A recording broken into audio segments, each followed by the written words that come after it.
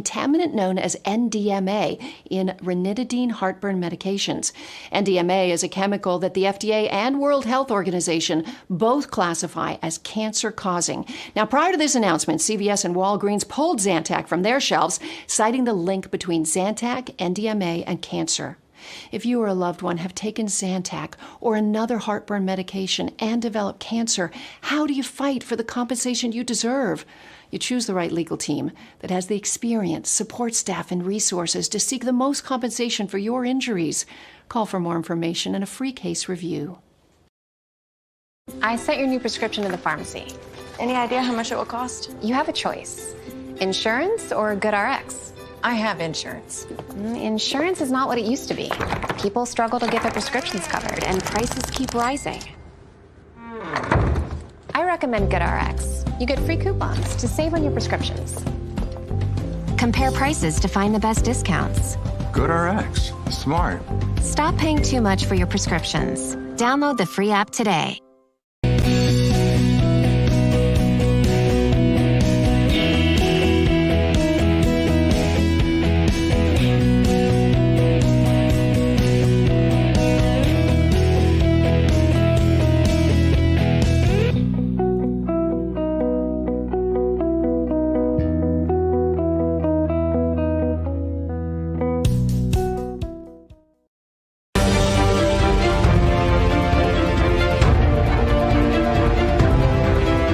War Room with Stephen K. Bannon. Here's your host, Stephen K. Bannon.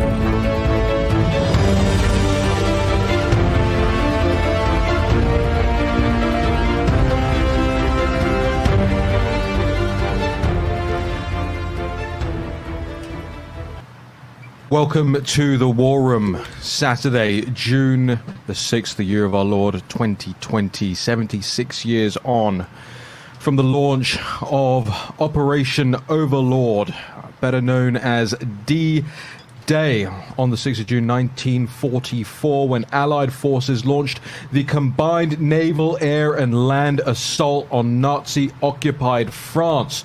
Joined in studio by Jack Posobiec, Jack Maxey, Greg Manns, and joining us on the line now, host of this show, Stephen K. Bannon. Steve. Well, listen, guys, I want to thank you so much for doing this special. And here's why. You know, Raheem, the other day you talked about the Churchill speech. That was the 80th anniversary. You know, that kind of kicked this thing off when he went to Commons and said the British people would never surrender to the Nazis. And, you know, a couple of years later, 4 years later, we were actually going back to France to basically free Europe.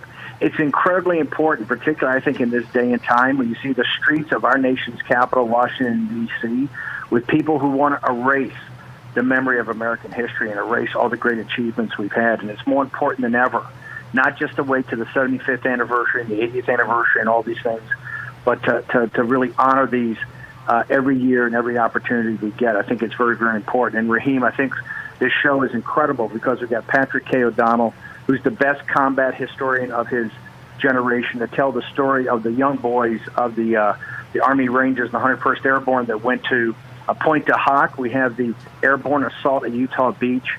Jack Posobiec, who's a naval intelligence officer, tells this incredible story of Operation Fortitude, of the intelligence operation that split the German army and allowed us to hit the beach without the maximum force of the Germans against us. And then, Raheem, I think one of the most powerful things is your story, how, as a young British kid, you were never taught the story of D-Day, or the story of the British forces in World War II. And so it's more important than ever that we commemorate these tremendous victories in Western civilization. And I think this is going to be a fantastic show today. I want to thank ABN, Patrick K. O'Donnell, John Fredericks Radio Network, all of our partners to make this possible. These things are very difficult to pull off, and really want to thank you guys. I'll be back for the second hour to talk about the new China. But I think this hour is just going to be incredible, and I know it'll be replayed again and again and again.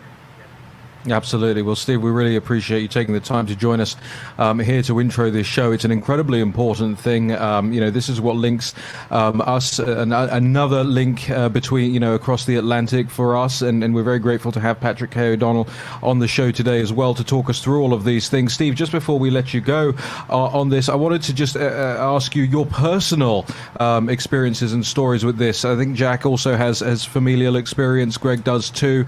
I'm sure Jack Posobiec as well. Steve, just talk to us a little bit why this is so important to you as a man. Well, we don't have Steve for the follow up there, but we'll get back to that when we have Steve on in the next hour as well. We are here in the War Room on Capitol Hill talking about the D-Day valor and victory. Patrick K. O'Donnell, who's joining us on the line. Do we have Patrick? Hi, Raheem. Mr. O'Donnell. Yes. How you doing, I'm right sir? here. Hey, Patrick, we're really grateful to have you on. Talk us through a little bit from your perspective. You're one of the best historians out there. Your books are absolutely fantastic. Complete. Those sorts of books that you just cannot put down when you pick them up. Go through them real quickly, but so chock full of just the most incredible stories of valor. I wanted you to go through with us a little bit of where we're starting off with D-Day. What's the broader story? And then drill down into the specifics for us, point to Hawk and more.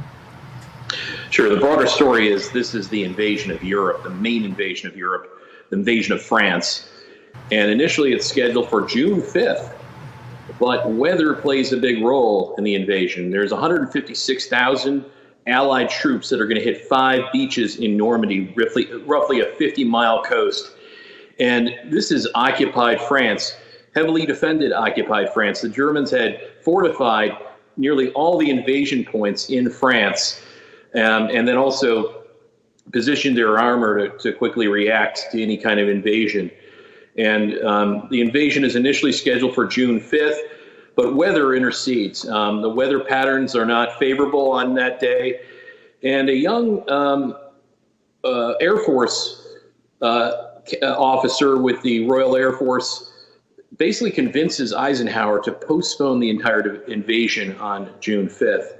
The weather is important because there's tidal patterns that are only available on in a few certain days, 5th and 6th, and then 2 weeks later. And he convinces Eisenhower to postpone one day because there's a weather pattern that'll be favorable in the early morning hours of the 6th. And it's incredibly important because we had advance warning of the weather from stations that we had in Greenland. The Germans did not have. They literally thought that the invasion would not take place for another 2 weeks. And Rommel himself actually left the invasion area to head home to Germany. And it's really quite interesting because had they gone forward with the invasion 2 weeks later, there was a massive nor'easter-type storm that would have swamped the entire invasion and made it impossible.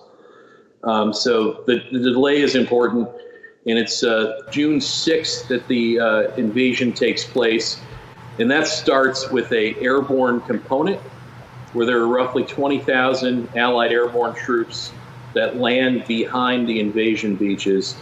And the portion that I'm most familiar with is the 82nd and 101st contribution behind Utah Beach. I began interviewing World War II veterans almost 30 years ago. I volunteered as I got out of college to start interviewing World War II veterans. And that's been my kind of cause. It's been going out and interviewing these guys, and they're telling the stories. And it's really important. Patrick, can you tell us a little bit more about that, especially for people out there? We know and we see the commemorations as they occur, and we see when the politicians get up there and when the Queen gets up there and talks about these things.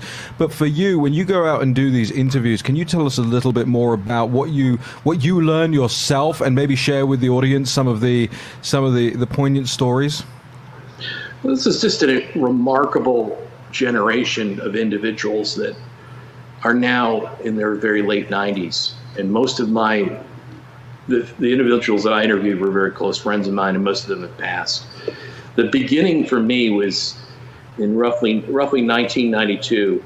when I started interviewing members of the 82nd Airborne Division, I specifically interviewed the Pathfinders. And these were the guys that were at the very tip of the spear of the Allied invasion. These were paratroopers that were dropped in behind the lines to bring in the main airborne body. They set up Eureka and homing devices, basically, that allowed the planes to zero in on their position. And from there, they were able to bring in planes. But the problem was that most of the Pathfinders were misdropped. Of the 16 groups that were dropped in, most of them were scattered all over the place. They weren't able to obtain their equipment and bring it in. And this caused massive scattering of the drops. Patrick, we're delighted to be joined by Patrick O'Donnell, one of the foremost historians in this field. How many tons of equipment are we talking about here that had to be landed ahead of this invasion? The airborne piece was about 20,000 men, and it began on the night of June 6th, around midnight. The first member of the invasion that dropped in was a member of the SAS. It's the British Special Services, Special Forces, if you will, for World War II. He drops in, and then it's followed by the American Airborne, as well as British Airborne. The British take a place called Pegasus Bridge, which is incredibly important. It's near a place called Caen in the British beaches, which prevents the bridge is important to take because they don't want the SS armor to hit the beachhead. So the bridge is taken by glider. But going back to the American component, this is these Pathfinders teams come in and they're misdropped. There's clouds and everything else, and it just breaks up the invasion. I want to throw it open here as well and ask an open question to anyone here to discuss this. At the same time this was going on, I mean, the plans that had been in, I say plans in place. The plans were constantly changing and constantly had to be fluid for this. But there was a great reluctance on the British side, if correct me if I'm wrong, who actually Churchill was more interested and had more sympathy towards maybe looking at the Mediterranean, looking at Portugal.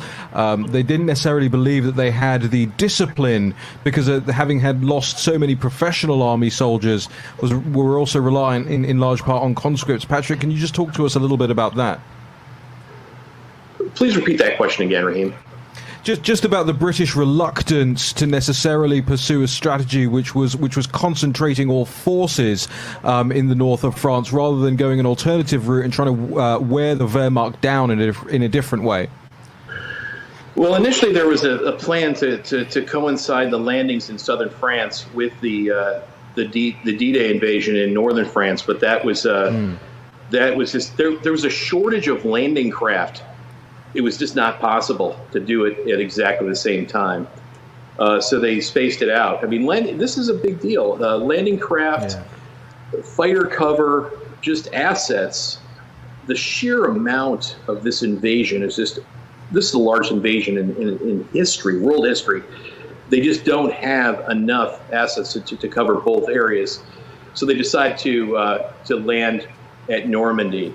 And there's a massive deception operation that's involved with this. Everything from a fake army that's led by Patton, which includes blow-up tanks, to an operation that they take every German agent that's inside of the UK and turn them.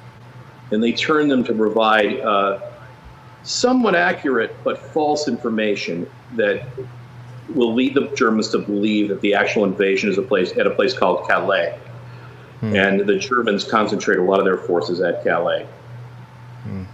Jack Maxey, the quote, well, there it is. It won't work, but you must bloody well make it. Field Marshal Sir Alan Brooke, Chief of the Imperial General Staff, speaking to General Sir Frederick E. Morgan in 1943, when the plans were being put in place for something like this.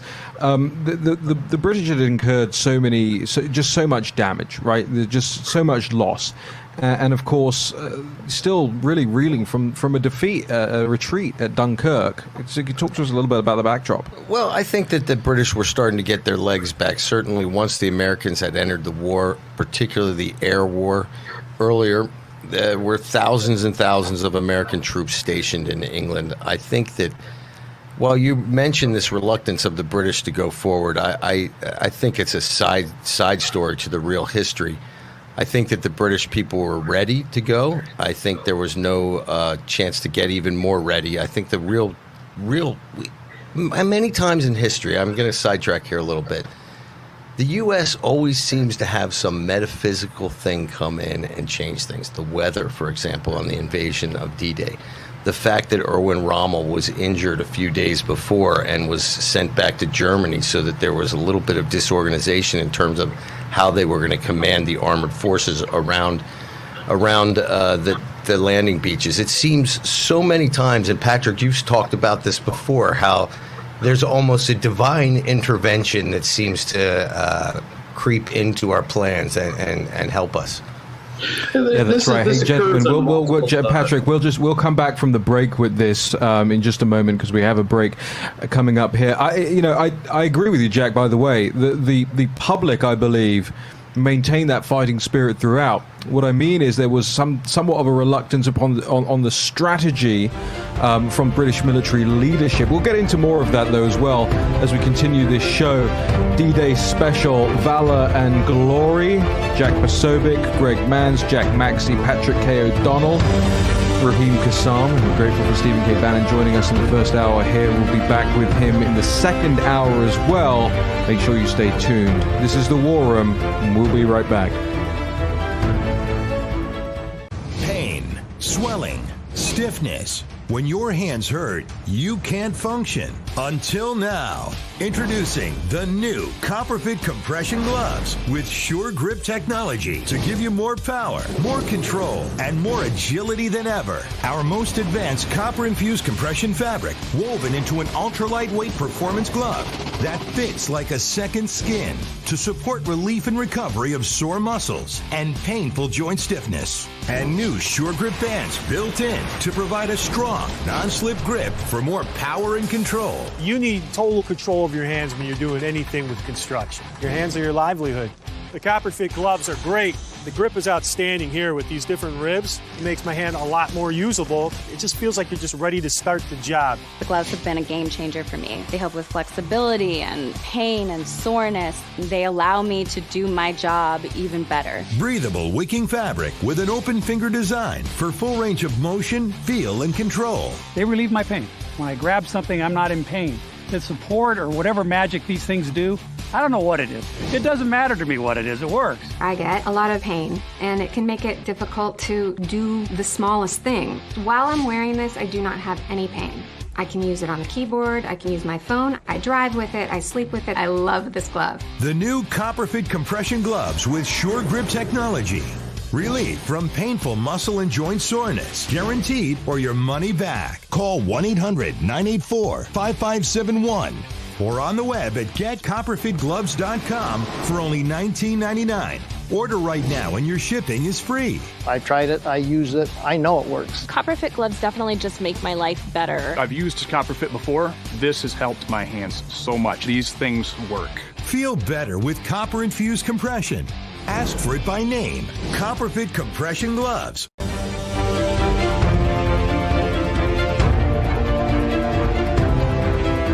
War Room with Stephen K. Bannon. Here's your host, Stephen K. Bannon.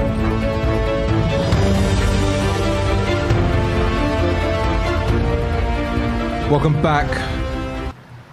Welcome back to the War Room. Raheem Kassam sitting in here for Stephen K. Bannon on assignment. Jack Posobiec, Jack Maxey, Greg Manns, and joining us down the line, historian Patrick K. O'Donnell, one of my favorite. If you can have favorite historians like the nerd I am, Patrick K. O'Donnell is one of my favorite historians out there. We want to thank our broadcast partners for helping us put together this special D-Day special, America's Voice.news, Newsmax, John F. Frederick's Radio Network, all of our local partners, radio partners across the country, and of course blown through the CCP firewall into China thanks to G News and GTV, subtitled in Mandarin. For the people that don't get to hear these stories in China, the Lao Beijing and every piece of the War Room team and show, whether it's the pandemic, whether it's the political stuff, the campaign 2020 stuff, the guys at G News and GTV do an excellent job here. And of course, thanks to our sponsors. NetSuite by Oracle is the world's #1 cloud business system. And of course, 2020 has not been kind to a lot of American businesses so far. So if you're going to succeed, you need every possible advantage. You can get your guide right now at netsuite.com/Bannon. netsuite.com/Bannon. Right, gentlemen, I want to throw it back to Patrick K. O'Donnell here. Jack, you had an incredibly important point, Maxie, about the divine intervention as it is often taken place in favor of the Allies, in favor of the United States. I had to butt in on Patrick O'Donnell before throwing it to him there. We were up against the break. But Patrick, bring us back on that point. Sure. I'm going to take you to that point with the most dangerous mission at D-Day, and I wrote about it in a book called Dog Company. And this is about the Rangers at Pointe du Hoc. And Pointe du Hoc was a rocky sphere that kind of juts out between Omaha and Utah Beach. And the reason why it's important is that there were 5 heavy guns that were on Pointe du Hoc on the top of it that could hit either beachhead on either side or the naval forces out in the channel. And it had to be taken at all costs. They plastered Pointe du Hoc for a month with heavy bombers, fighter bombers, and shells even from battleships, and nothing could take out these heavy guns. So they sent in the Rangers. This is the most dangerous mission of D-Day because it's a frontal assault on a 90-foot cliff. And there were 2 elements to the attack on Pointe du Hoc, 2 Ranger forces. And I'll get to this in a second, how divine intervention can change the course of history, or a series of events can change the course of history, even a small one. And the Ranger force, which consists of about 3 companies of Rangers, 225 men, are the initial force that have to scale Pointe du Hoc. And the landing craft for that unit is late because of a series of navigation errors on the part of a young lieutenant in the Royal Navy, and his navigation system isn't working that day. He literally starts to take the entire Ranger force to another point in the invasion, and they become 45 minutes late because of it. But this changes the course of history because if they had landed on time, the airborne assault, the bombers that were plastering Pointe du Hoc were also late. The bombs would have landed on the landing craft. But secondly, it also diverts the secondary force that the Rangers are with, and I'll get to that in 1 minute. As the Rangers get off the landing craft at Pointe du Hoc, they're hit by MG-42 machine gun fire, which has a rate of fire of about 1,200 rounds per minute for a machine gun. Some of the barrels were literally burning out because they were firing so many rounds at the Rangers. They were throwing grenades down at them. There were IEDs that were suspended from the side of the cliff, and these guys had to climb up ropes under this direct fire. As they got to the top, they sent out the code word for the rest of the Rangers that were waiting for them to come aboard, but that radio signal never got there for some reason. And what it did is it has a profound impact on history and one of the great inflection points. That force of over 800 men from the 5th Ranger Battalion, along with 2 other companies of Rangers, are diverted to Omaha Beach. At this time at Omaha Beach, it was a charnel house. Literally, men, you kind of remember Saving Private Ryan, that opening scene where The doors of the landing craft are opening, and men are just getting machine gunned to death. There's 88, there's rounds from German 75s and 88s that are hitting the landing craft and blowing up. I mean, some of the guys with flamethrowers literally are hit, their tanks are hit and they explode. I mean, the invasion at Omaha Beach is at a critical point. And they're literally talking about bringing everybody off the beachhead back to the ships, which would have had a profound impact on the entire invasion. But at this crucial point, call it divine intervention or a strange course of events, the Rangers that were supposed to go at Pointe du Hoc are then diverted to Omaha Beach. And they're supposed to land at a place called Dog Green. But the officer on board, the Ranger officer on board, Max Schneider, negotiates with the Royal Navy to land on Dog White a little bit over to the left, and it changes the course of the invasion. It's not as the beach is not as heavily defended. They bring off the entire 5th Ranger Battalion, which lands intact, and they spearhead the invasion off Omaha Beach. The famous phrase, Rangers lead the way, comes from this beachhead, where the Rangers are given that direct order, and they literally do lead the way, and the main breakthrough off of Omaha Beach, which changes the course of history. This is the invasion that changes the course of history and breaks Germany's back. Extraordinary. Jack? Well, I mean, Jack. Go ahead, Jack. Well, I was just going to throw out that, even to this day, whenever a Ranger renders a salute, that is the phrase that they send off. Rangers lead the way. So even when I be in joint commands or joint task forces, and you're seeing Rangers, I served under a Ranger in a joint unit at Guantanamo Bay, who famously recounts all of those stories to us and the history of his unit, and that phrase and that story, that moment is so important to the morale of the Rangers. It's part of their ethos, it's part of their day-to-day life, it's part of their spirit de corps, and it is immortal. It is absolutely immortal. Maxie? Well, I mean, listen, these guys are part of American lore. They're part of our American history. There's something that we can all be proud of. And I think that one thing that really needs to be pointed out on a day like this, while we're watching the whole country enraged and street brawls out there, to remember that the young men who landed that day look very much like the young men who are out there robbing targets today. And to me, it's shameful. And I think that we, the good Americans, the ones of us who want to see this country succeed, should look back and find strength from these great individuals, because it should give all of us a kind of tonic for the difficult times that we're in right now. I think it's such an important point. This is something that I think Americans take for granted a little bit in their education, and in the great historians and the public figures that you guys have, is you actually tell the human stories of this. And we didn't really have that growing up in England. It was kind of, you would learn the general themes of what happened and why it happened, but really hearing the stories from Patrick O'Donnell and from hearing, Rangers lead the way, and just these little things that create history, but are still massively part of who we are. I'm afraid in a lot of the Western world have been lost. In any of your guys' opinion, let's start with Patrick.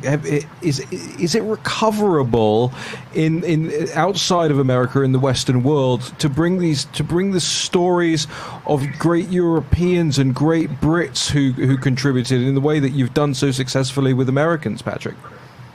I think that there's great stories around the world from various cultures. Now, the story with Pointe du Hoc that I think that's important, that the viewers really should take away from here, is this: Pointe du Hoc was important because these guns had to be neutralized. They threw everything at it. Battleship shells that were 14-inch. They spent a month bombarding it with B-17s, B-26s, B-25s. Nothing could take these guns out, but a single individual was able to do it. And he was able to do it by sheer willpower. As he was climbing that rope, Leonard Lamel was shot through the side by an MG-42 machine gun bullet. And he kept going. kept going. He kept climbing up that rope. And as they got to the top, Pointe-du-Hoc resembled a miniature fortress. There were bunkers everywhere. There were anti-aircraft guns that were firing at them. There were machine guns, and it was a maze of twisted tunnels and bunkers. And then the top of the casement had been overturned by the heavy bombing. So it resembled kind of the crater of a moon, where the Germans were embedded inside of these various tunnels and bunkers. And he literally had to fight through this with a machine gun bullet on his side that he was hit by. And the guns themselves were not where they were supposed to be. They were supposed to be in the encasements on top of the cliff, but they were over 100 or 1,000 yards away. And I think this is what makes the American troops different from the men that they were fighting, who the Germans were superbly trained. I mean, these were some of the best troops that we've got that were in World War II, magnificently trained, but they weren't able to improvise. I've heard this multiple times they weren't able to improvise on the fly. And here's a we're going to jump to a break. Hold that thought. We're going to come back with you right after this break. We'll finish that off, and then to Jack Posobiec, Operation Fortitude. This is War Room, the special, the D-Day special, Valor and Glory. Jack Posobiec, Jack Maxey, Greg Manns, Raheem Kassam, Patrick O'Donnell will be back after this break. Brett Favre, legendary quarterback. Jerry Rice, legendary wide receiver. You ready for your weekly meeting? Yeah, we're ready. Let's do this. Let's stack the deck.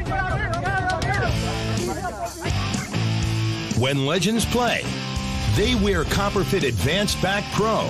Copperfit's best-selling compression back support just got better with new double-band adjustable supports for customizable compression when you need it most. Since I put this on, I feel so much better. The core is the most important thing. To know that I'm stabilized here. Whatever I'm doing, I can give it 100%. 4 built-in stabilizing supports designed to improve posture and help reduce lower back stress and strain. You have back pain, and it's affecting your everyday life. You do something. If you can find something to help you get back out and be active like Copperfit, go for it. Absolutely. Do not give up. A high-performance compression fabric infused with the powerful properties of copper, 360-degree flexible mobility, and lightweight, durable construction. Nothing more painful than having back pains. If you're aching, if you feel like you can't work out anymore, you can. And that's with Copperfit. Yeah. It's for all of us who still want to be active, still want to compete. Way to go. That's what I'm talking about. Man, this really does feel good. It feels to me like the fountain of youth. Copperfit's best-selling back support just got bigger, badder, and better. Or call 1-800-944-5851. Or on the web at advancedbackpro.com. Get yours now for only $19.99. This does feel good. That's what I've been saying. You think it was fair?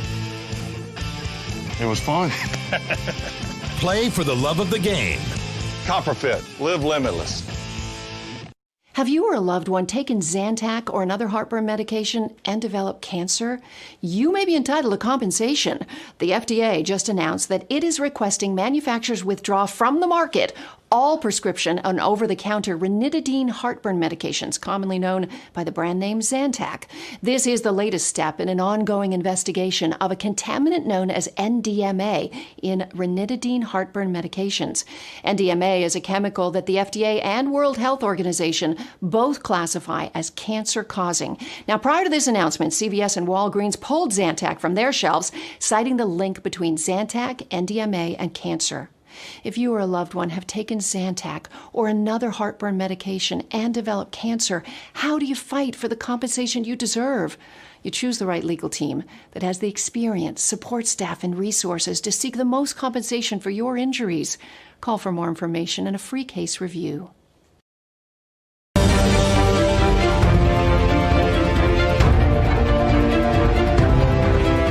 War Room with Stephen K. Bannon. Here's your host, Stephen K. Bannon.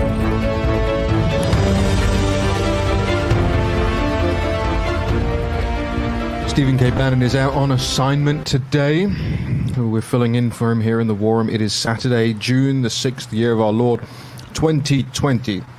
76 years on from the beginning of Operation Overlord. Jack Maxey, you were regaling us in the break with some statistics that I think are so important for people to understand why we're doing this and why it's so important that we tell these stories again and again and again. You know why it's important? Because these are American stories. These are the stories of your culture. These historical stories are things that should give you strength and pride and give you courage, because if one man can do it, you can do it too. That's the whole idea.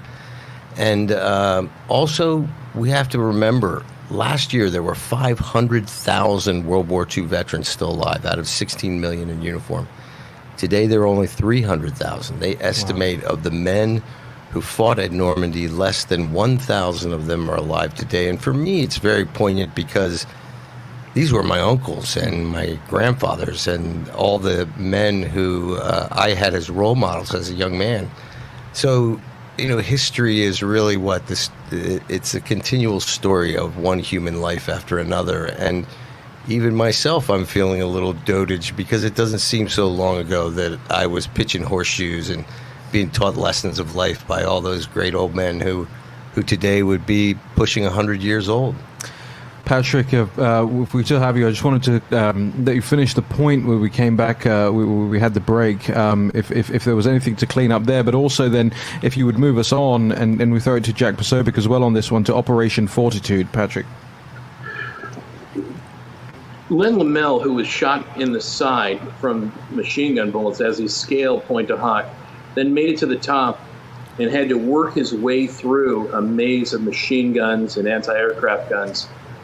And this is the point that I was trying to make. Americans are able to improvise.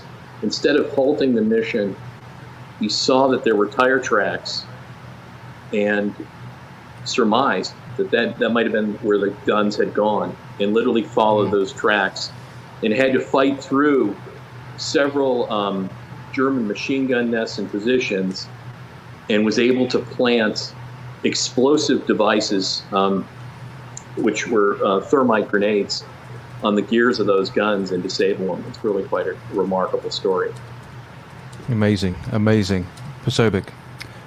Yeah, so Patrick already spoke to this a little bit, but Operation Fortitude was really a year-long planning and intelligence information operation, a deception operation. Denial and deception, D2 is what we refer to now as the military. And every intel officer is offered this training as you go through and working your way up as an intel officer in the intelligence community now. And I went through this training with DIA, and we delved deep into this planning. So to paint the picture for this, and as everybody knows, the Atlantic Wall is set up.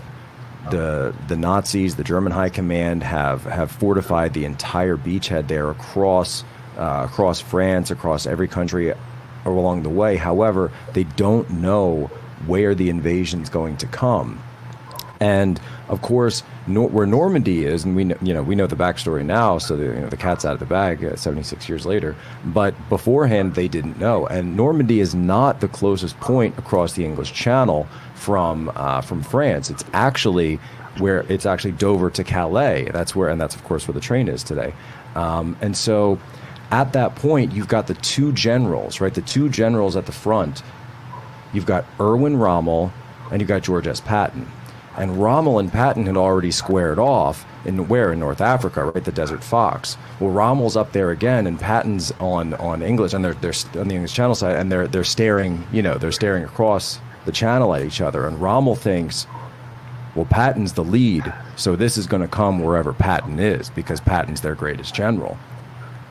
But Eisenhower understood that dynamic, and so what Eisenhower does is he sends Patton to Dover Castle, and Rommel then thinks, if Patton's at Dover, they're coming from Dover to Calais. And he maintains that entire structure and sends that back to German High Command because of his status with his credibility with High Command. They take his assessment to be the lead, and the whole thing's a trick. And of course, the British, because of Bletchley Park, they know what the German High Command is saying, because they've through the Ultra program, they've cracked the Enigma machine, but they've done it in such a way that the Germans never discover the fact that they've cracked this machine. So you've got, this is, we call it spy versus spy now.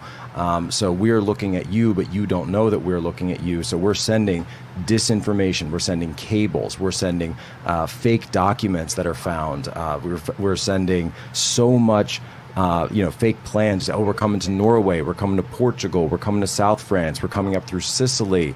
Actually, prior to the invasion of Sicily, there was at one point, it wasn't part of this, but a separate deception operation that's infamous, or in the intelligence community, where Operation Mincemeat, and this was primarily a British operation, where they actually found a cadaver, dressed him up as a military, sort of a courier, and then dropped him in the sea off the coast, the southern coast of Spain, where it was picked up with fake invasion plans of South Spain, when actually the invasion was coming to Sicily. This was from about a year before, 1943. There's a great movie about it that actually has one of the actual officers playing in it. And, so there's these deception operations were constantly going on with the Allied forces, and they were just, to use the phrase, they were running game on the German High Command throughout all of this. And so when they send Patton to Dover Castle, they create an entire fake army group. They call it the First Army Group, and he's given a budget. So, you have to make it look like there's an entire army there. How do you do that? Well, he's renting hotel rooms. He's buying food on a regular basis, because they know they have the spies there. So they're buying food there, and then they'll go out into town. And when they go out into town, they're all wearing, it's Patton and his officers wearing logos that are false. They're fake logos, because they're expecting to be seen, and then word to get around that, okay, all right, so it was this unit, and it was this division of that unit, and so everything that they could do for weeks leading up to the invasion to make it look as though there was actually a fictitious army, and it was completely phantom, to include fake landing craft, fake tanks in some cases. And it was so effective, and this is key, and this is what Patrick mentioned earlier, it was so effective that all the way up until August, September, October, the Germans still thought that Normandy was a diversion, and that there was a greater force still planning to come at Calais.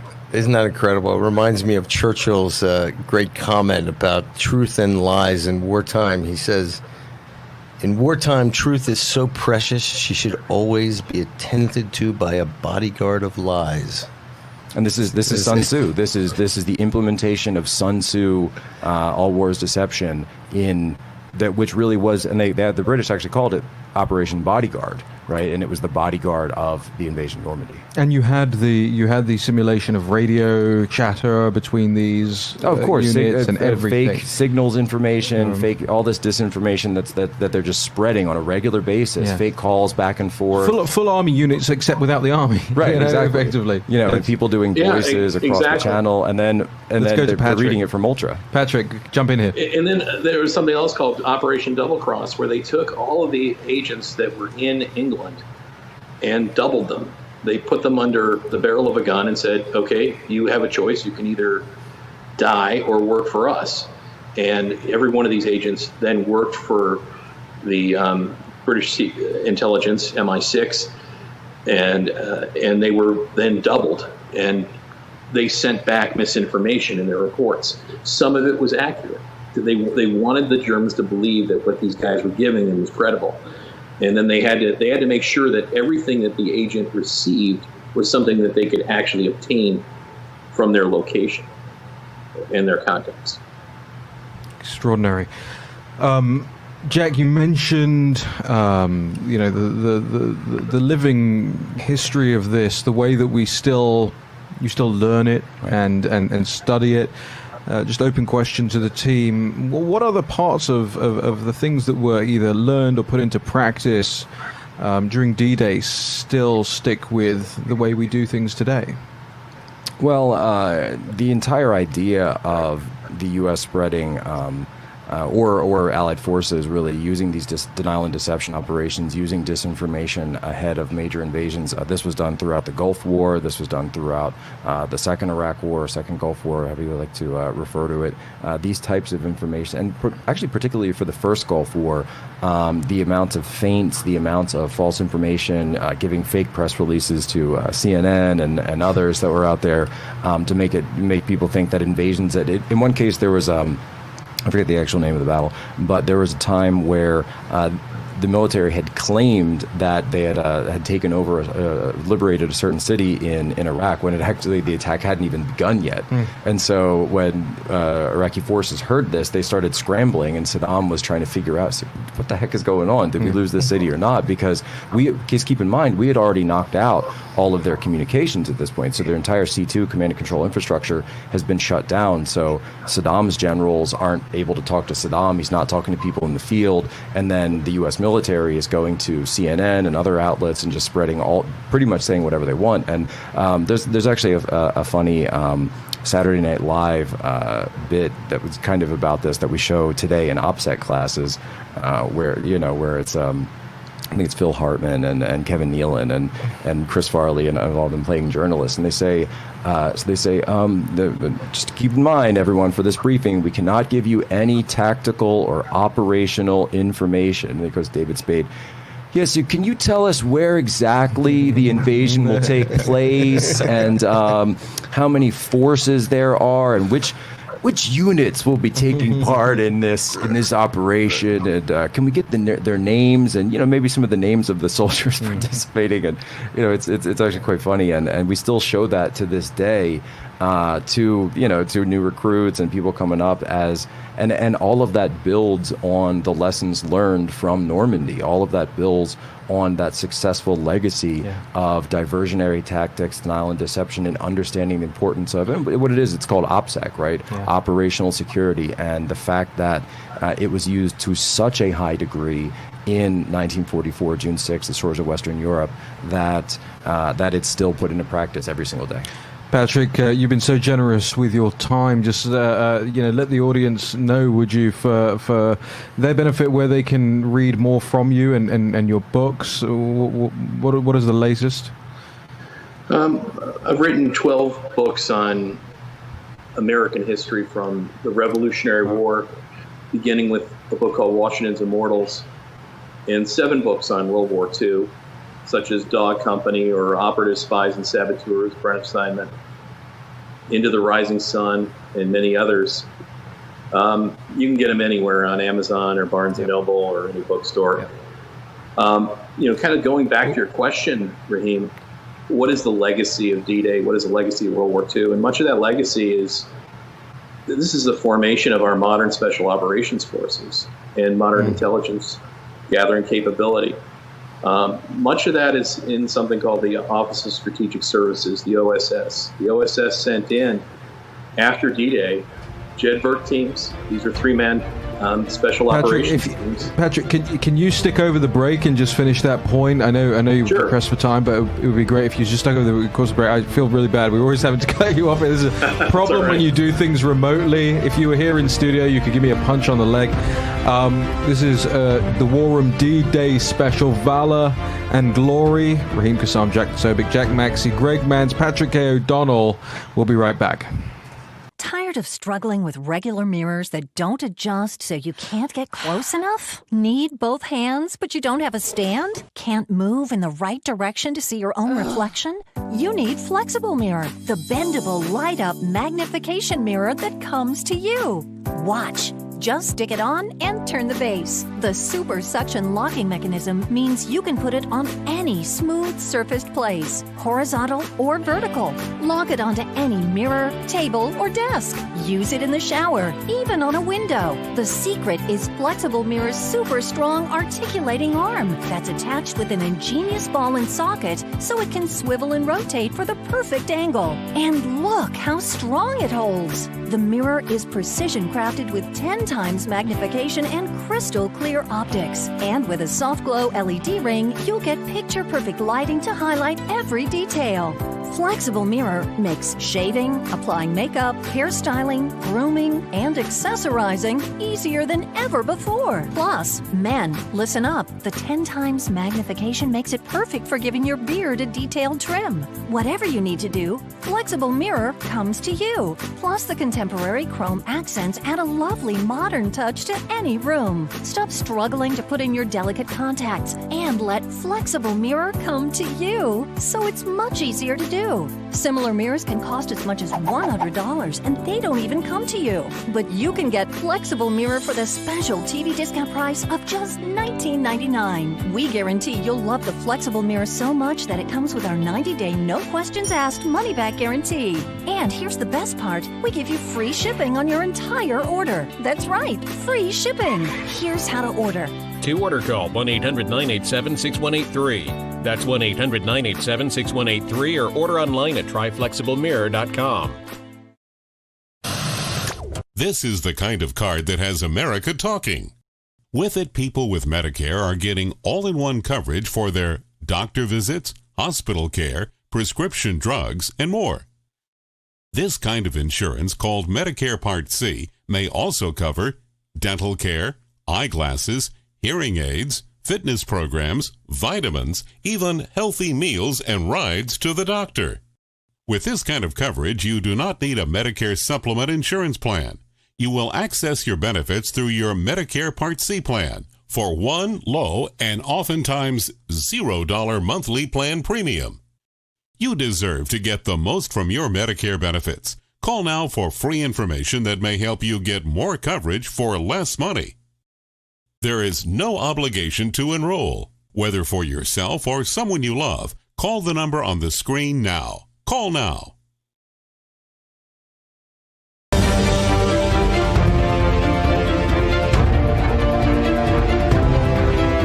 War Room with Stephen K. Bannon. Here's your host, Stephen K. Bannon.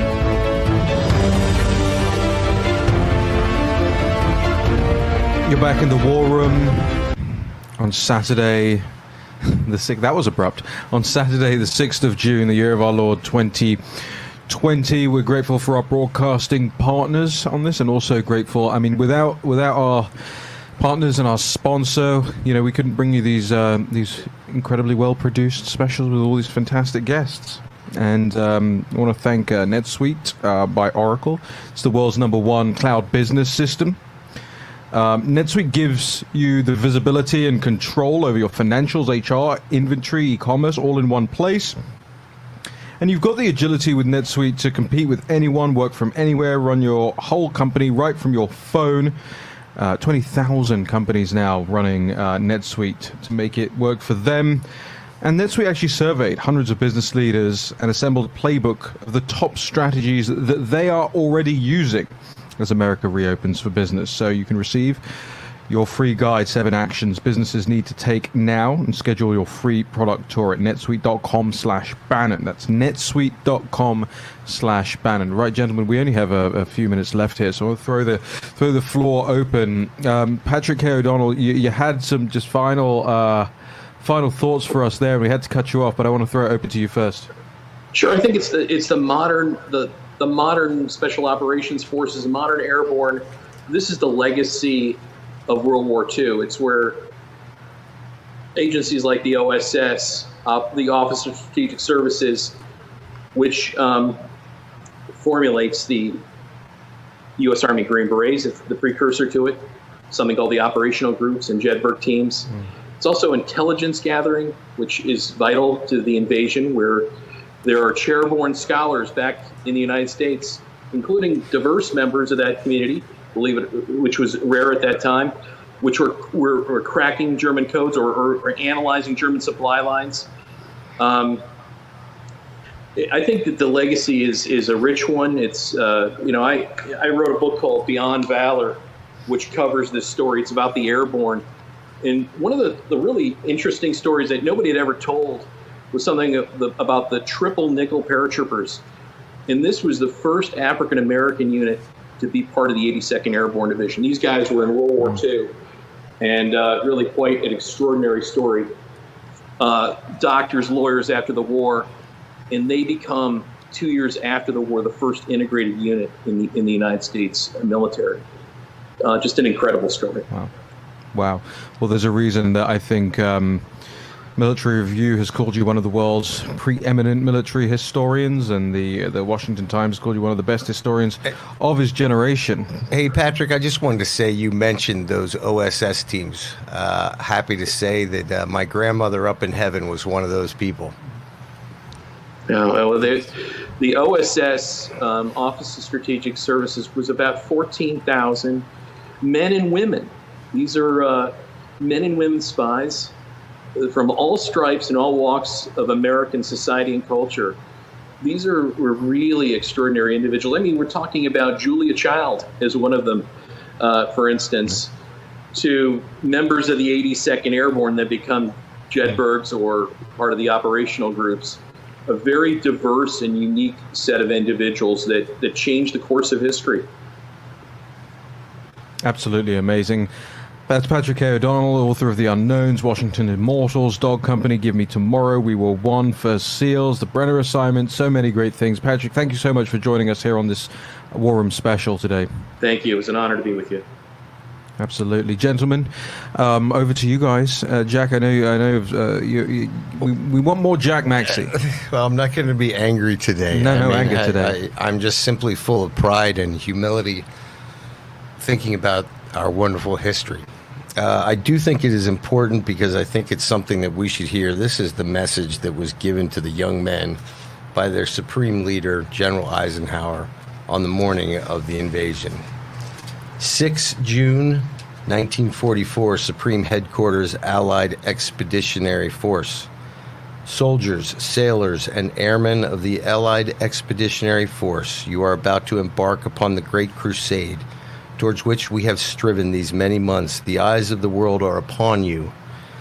The hopes and prayers of liberty-loving people everywhere march with you in company with our brave allies and brothers in arms on other fronts. You will bring about the destruction of the German war machine, the elimination of Nazi tyranny over the oppressed peoples of Europe, and security for ourselves in a free world. Your task will not be an easy one.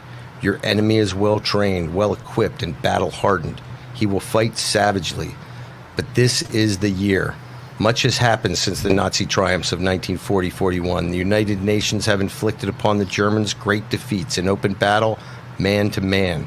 Our air offensive has seriously reduced their strength in the air and their capacity to wage war on the ground. Our home fronts have given us an overwhelming superiority in weapons and munitions and war, and placed at our disposal great reserves of trained fighting men. The tide has turned. The free men of the world are marching together to victory.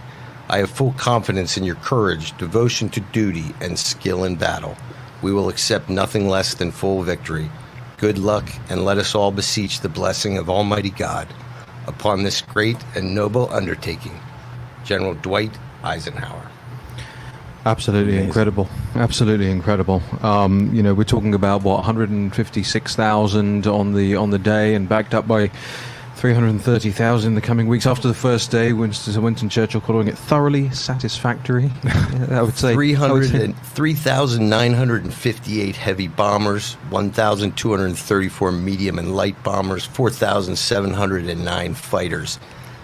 We've never seen a battle like this ever assembled in the history of mankind, and let's pray we never see one again. Let's pray that these guys did what was necessary and ended this for the future. And one thing I want to throw out there, Raheem, and kind of answer your question from earlier about how do we preserve these stories. And it's one thing to hear the statistics and the numbers and the sheer size, but when you make the stories smaller, you also make them more intimate and more personal. And for my money, that's the HBO series, before HBO took their hard left turn, the Band of Brothers, what they did there in terms of, and that's Easy Company, they were the airborne assault that Patrick spoke about at Utah Beach prior to the amphibious assault, that it's a documentary and a docudrama. They get the actual people together. It's amazing. We watch it every year. It's amazing. It's fantastic. Well, thank you all for joining us here with this special. We'll be back with another special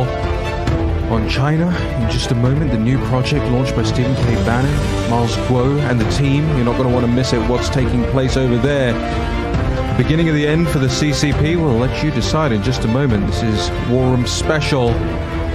We'll be right back.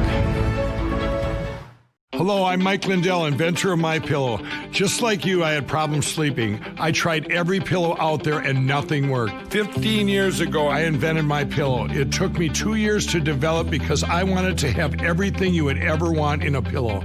I made sure that you could adjust my patented fill so you could have the exact support you need as an individual, regardless of your sleep position. I also wanted a pillow that would last, so I made MyPillow machine washable and dryable. I back MyPillow with a 10-year warranty and a 60-day money-back guarantee.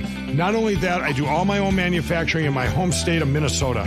I really like the fact that it was made in the USA. I think that USA products are a better quality product. I've tried a lot of other pillows, and nothing's worked like MyPillow.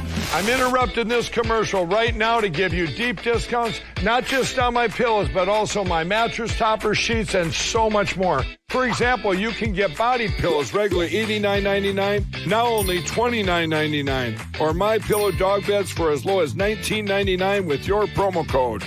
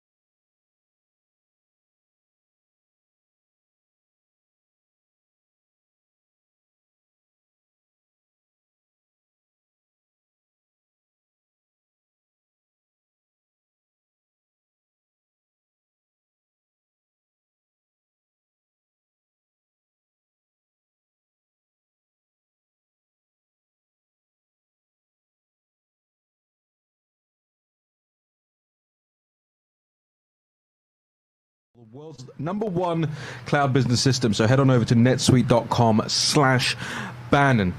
Very grateful to have our team, full team here in studio right now, and our host, regular host Stephen K. Bannon down the line from New York, Greg Mans, Jack Maxey, Jack Posobiec, I'm Raheem Kassam. Steve, where do you want to start us off on this special? Well, first off, I want to say that I was formerly the lead host, but Jason and I are turning the batons over to the War Room team. So I'm here.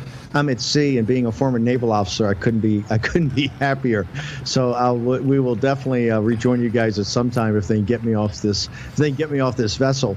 I really want to thank you guys. The D-Day special, I had the opportunity to listen in, and it was incredibly powerful. You guys did an amazing job, and thanks to Jack Posobiec and Patrick K. O'Donnell and everything. I think it's so important in this time, particularly in this day and age, to keep the commemoration of these major events in living memory, alive. One of the things I want to mention, I've gotten back to me the flag. I'm an advisor, the senior advisor to this new government that stood up, the new federal state of China. And it's on Drudge today. This is very serious all throughout the world. And we try to really low-key it and low-play it in media in the United States to really focus on the Chinese people, because these are all expatriate Chinese. I'm really glad Jack Posobiec, who's a former naval intelligence officer and speaks perfect Mandarin and knows China better than anybody, is one of our co-hosts today.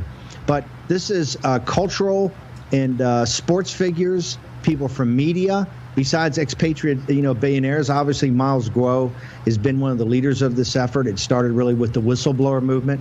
And the whistleblower movement in China is quite simply, it's people that are inside the apparatus in China that are fed up with it, that understand what the CCP is doing can't be continued.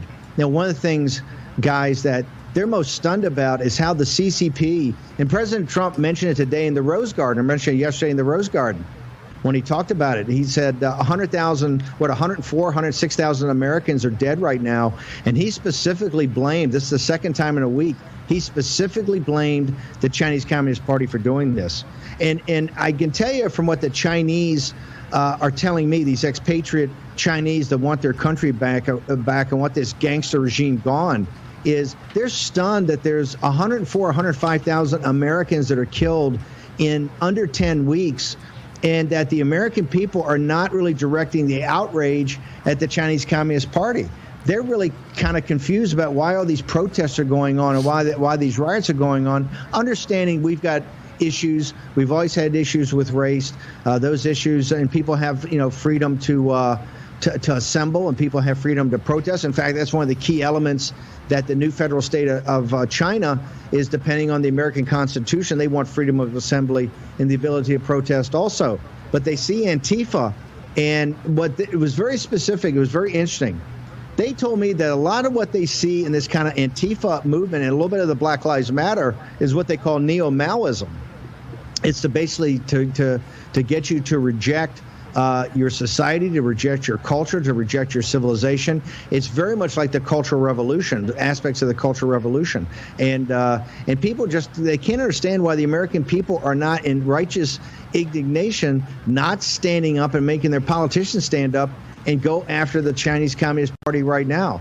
One of the reasons that this new, really kind of government in exile, I guess you would call it, and you can get to it on Drudge, and the big aspect there is the Michael Jordan of China, the Michael Jordan of Chinese soccer, or what they call Chinese football, the greatest player ever to play for the national team, and his wife, who's the badminton champion, badminton being a huge sport in China. She's one of the greatest, if not the greatest, female badminton player ever. They're a power couple. They actually defected about a year ago and live in Barcelona, or outside in on the coast of Spain. They were really the people that read the proclamation to start the entire broadcast we did the other day. But the Chinese keep asking me, and Jack and Raheem, I want to throw it back to you guys for a second, is that they say, we don't understand why the American people are not in righteous indignation about the Chinese Communist Party that clearly did this. And President Trump said it again today. And they're sitting there going stunned. They said, you've had, 100, 104, 105, 110,000 with more to come, and potentially over 1 million, as President Trump said today. People basically murdered by the Chinese Communist Party and all this economic destruction. And they say that you're really turned on yourselves and you're not focused on who the real enemy is. So it's one of the questions we get. I want to get into the new federal state in depth with you guys of how it's been put together. And talk about how we opened the other day. And I know Zach, who is one of the leaders of this, of the young people in back of this, in the whistleblower movement. He's been the ones that produced our great specials over the last couple of weeks. He's going to be on for a couple segments. But I want to toss it back to you guys in the studio. It's really stunning that given all the carnage the Chinese Communist Party, and I got to tell you, every person associated globally, and this broadcast the other night was in, I think, 88 countries had host groups, and I think we picked up something like 20 countries from France to England that had participants. Every person in the new federal state of China that's associated with this new entity absolutely believes Antifa is taking money from the Chinese Communist Party. There's just no doubt. They say you can tell that these are bad guys, and it may not be solely funded by the Chinese Communist Party, but they definitely got their hand in it. And these people point to the social media and how they're stirring the pot and trying to drive this. So they're just saying the Chinese Communist Party is an enemy number one to the people of China, that's why they felt the necessity to actually announce a new government that will replace it because it's lost its legitimacy. But as importantly, they say this is an enemy of the American people.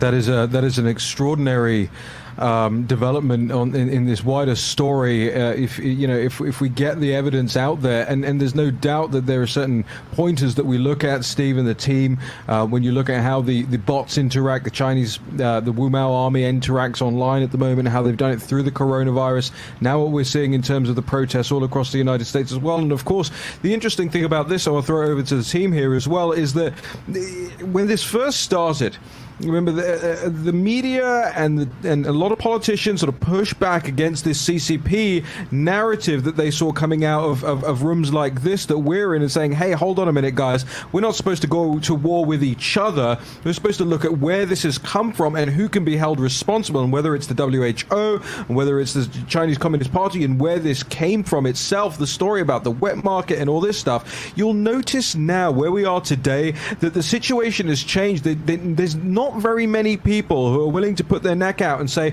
oh, those guys are conspiracy theorists, right? You look at what Sir Richard Dearlove, the former head of MI6, had to say about this just this past week when he's talking about the coronavirus, quote, starting as an accident. He's talking about a Chinese laboratory. He mentioned gain of function, all of this kind of thing. I want to throw to Posobiec and Maxi here. Well, Steve, I wanted to ping on something that you just said there, talking about Antifa and the Chinese Cultural Revolution of the 1960s and 70s.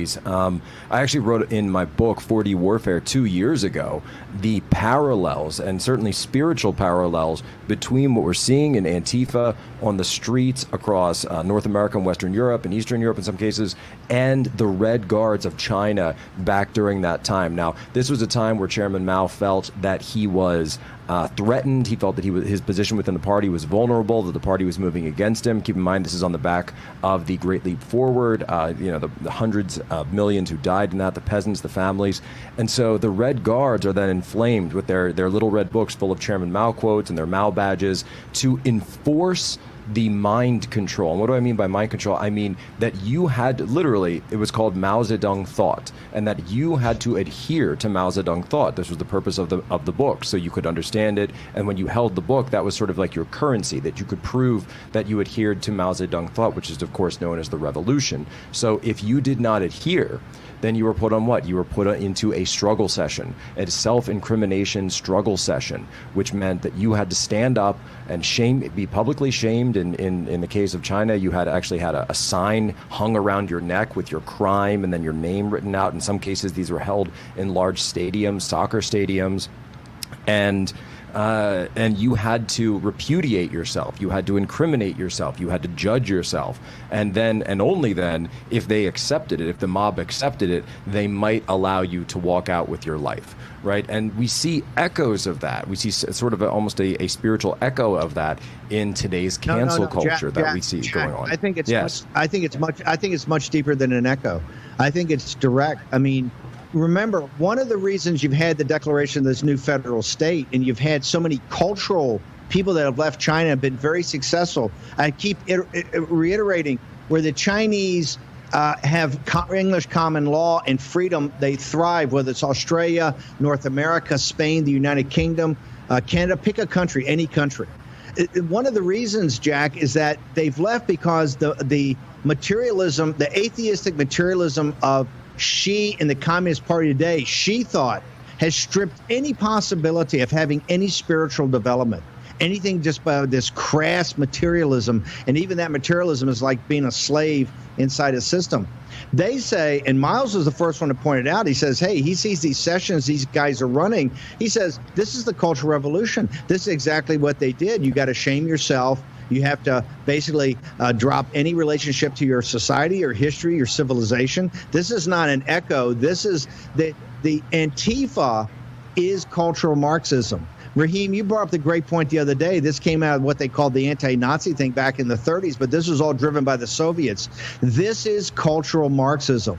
And there's a direct link. There's a direct link in methodology to the Cultural Revolution. It's the Chinese that I work with that want to go in front of the Statue of Liberty. Why? They say that's an international monument to freedom.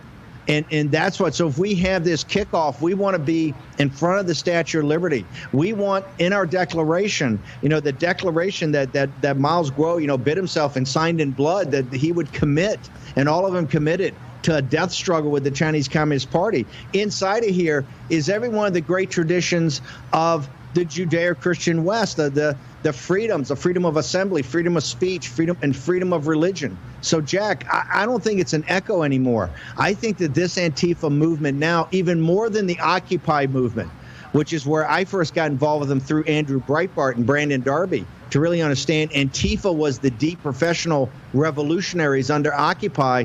This time, I think it's come much up that this, to me, is on technique and methodology, a direct link to the Cultural Revolution in China in 1968, which they used to break.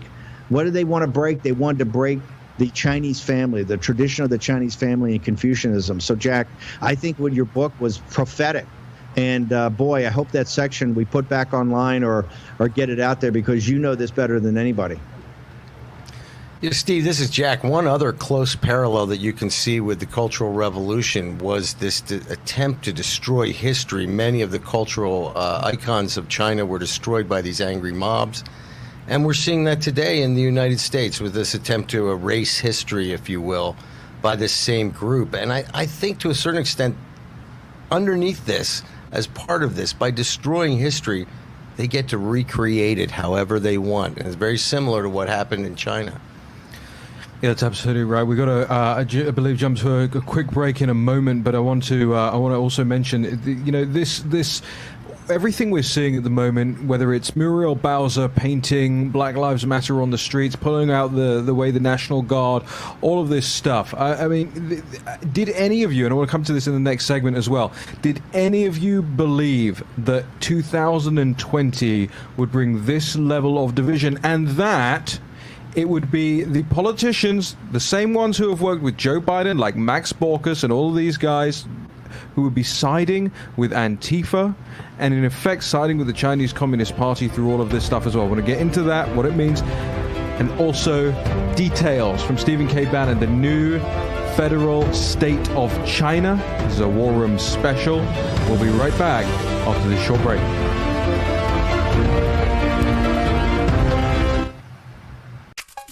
Everyone loves the benefits of compression socks, but they're just so hard to get on. Until now, introducing the all-new Copperfit Energy Socks, redesigned for the first ever easy on, easy off fit to help reduce swelling, relieve tired, achy muscles, and provide energizing support. A new blend of stretch fabric for the most comfortable, easy on, easy off compression fit. Being a SWAT commander, we train to win. The Copperfit Energy Socks, they didn't feel like other compression socks. They totally exceeded my expectations. Our most powerful copper-infused fabric, woven into our easy-on, easy-off compression sock to help reduce swelling discomfort from prolonged sitting or standing. I'm 38 and a half weeks pregnant. Copperfit Energy Socks worked beautifully. Extra support around the arch and ankles for increased support and relief of muscle aches and pains. I'm so excited about these socks. I'm so much more energized to go do things after a day of work. They just slip right on, yet they still have that same compression that you want. A soft cushion footbed for all-day comfort. I'm on my feet at least 9 to 10 hours a day. These were fantastic. A lot of compression socks are a little too thin, especially for what I do. With Copperfit, I could wear these every day. Feel more energized. Feel more active. Just feel better. They just hug your leg. It relieves all the pressure that you have. I have so much energy, I can go, hey, you want to dance? The first ever easy on, easy off compression sock. The most comfortable compression sock you will ever wear. Get your Copperfit Energy Socks now online at GetEnergySocks.com for only $19.99 or call 1-800-978-1224. Order right now and we'll include a second pair of compression socks free. I've never felt anything like it before. No more pain, no more swelling, no more achy, tired feet. I can never go back to regular compression socks again. Don't settle for ordinary. Ask for the original by name, Copperfit Energy Socks. This is the kind of card that has America talking. With it, people with Medicare are getting all-in-one coverage for their doctor visits, hospital care, prescription drugs, and more. This kind of insurance, called Medicare Part C, may also cover dental care, eyeglasses, hearing aids, fitness programs, vitamins, even healthy meals and rides to the doctor. With this kind of coverage, you do not need a Medicare supplement insurance plan. You will access your benefits through your Medicare Part C plan for one low and oftentimes $0 monthly plan premium. You deserve to get the most from your Medicare benefits. Call now for free information that may help you get more coverage for less money. There is no obligation to enroll. Whether for yourself or someone you love, call the number on the screen now. Call now.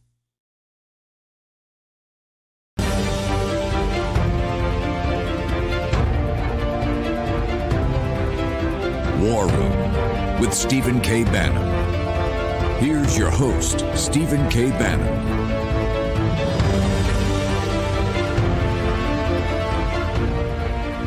You're back in the War Room.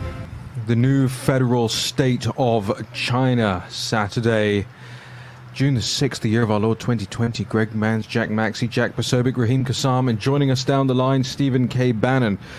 You know, they've turned the plaza in front of the White House into put a new sign up there right outside the St. John's Church, Black Lives Matter Plaza. And this is the same street that about a year ago, maybe a little bit more, they changed to Khashoggi Place back there. This is where a lot of the nation's activism concentrates itself at times of crisis and often times of institutionalized nihilism, as we were talking about in the break as well. But the question is, could we see this coming? And for a lot of Americans, frankly, a lot of Brits, a lot of French, a lot of Australians, all these places across Europe where these protests have spread to in recent weeks, where the coronavirus has had a major impact. The CCP has had a major impact, holding governments ransom, whether it's personal protective equipment, financial, tools, and things about our technology. Huawei, especially in the United Kingdom, springs to mind. The 5G technology is there. Did we see this coming? Because I think a lot of people would thought no. And you see that meme often out there, right? 2020, what a crazy year. But I want to throw the question out there as to whether or not this was foreseeable. Because we mentioned on the show yesterday morning, on the Friday morning show, I said, hey, every bit of quote-unquote conservative hyperbole that we've heard for the last 20 years actually has turned out to be understatement. Steve Bannon. No, I think, look, this is what managed decline looks like. And this is why, we put so much emphasis on China, what's happening in China with the Chinese Communist Party. This is what managed decline looks like. And this is why you saw the rise of populism, you saw the rise of nationalism, you've seen the rise of, this is a fourth turning. This is like the revolution. This is like the Civil War. This is like the Great Depression of World War II. This is the great fourth turning in American history. And if you think you feel uncertain and discombobulated and you don't really know what to make of it, well, there was the same things in these other turnings. And Trump said it. Nothing's inevitable. It's human action and human agency. We're either going to have the country that was bequeathed to us, except better, or we're going to go in a radically new direction. And it is not foreordained what direction that will be. That's one of the reasons we do this work at the War Room. It's one of the reasons I've never really been that impressed or part of Conservative Inc., because I just don't think those guys really understood the depth of this. And now you're seeing it. This is what managed decline looks like. And, the Antifa guys are very serious. And you look at how it's being really instigated and promulgated by mainstream media and the politicians and the political class, all the way from England. And you see the political class supporting Huawei and letting Huawei basically be the 5G and the quantum computing backbone of British society, all the way to here to guys like Max Balkus. You have many, many running dogs. Michael Pack yesterday or Thursday was just approved after 3 years to be the head of the broadcast, the global broadcasting group, really the Voice of America reports to. And we talked about all the fellow travelers inside of there that have really assisted the CCP. So no, this is real. And what's amazing is our values people are still attracted to.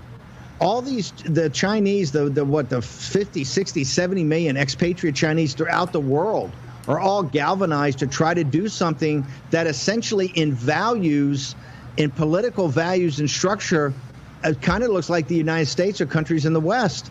They want freedom of speech. They want freedom of assembly. They want freedom of religion. They want political parties. They want vote. They say one man, one vote.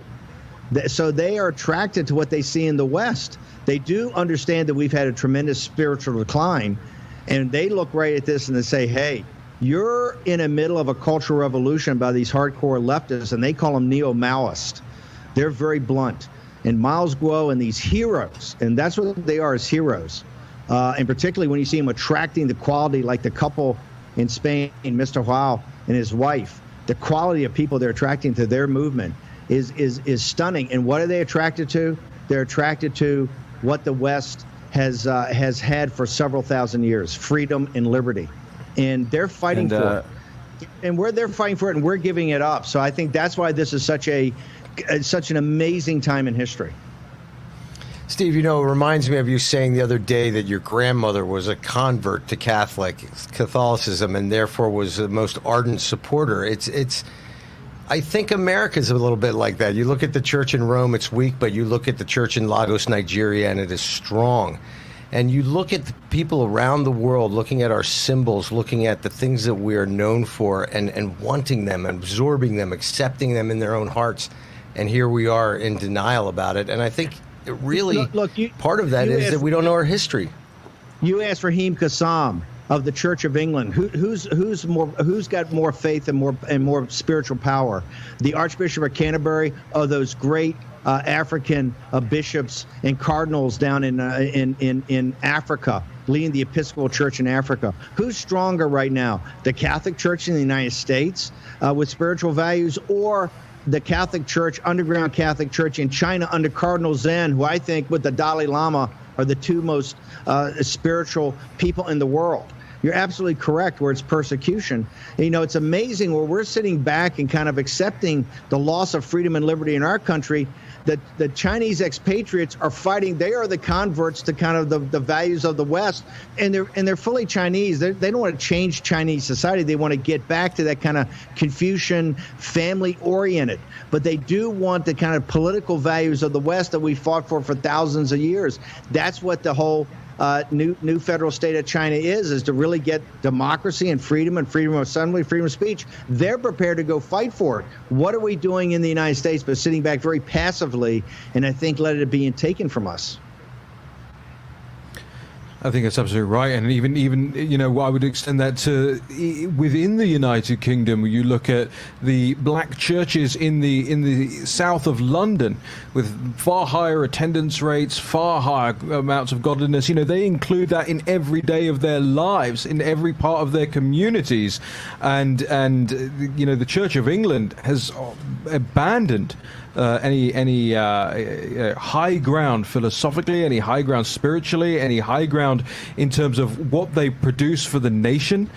And it beggars belief, as far as I'm concerned, that these guys, and you saw it over the last week with the Episcopal Church here as well in Washington, D.C., the bishops slamming President Trump, it beggars belief that they will go up and morally lecture the President of the United States for daring to stand outside a church and raise a Bible up when they haven't been teaching the words of the Lord Jesus Christ for decades now.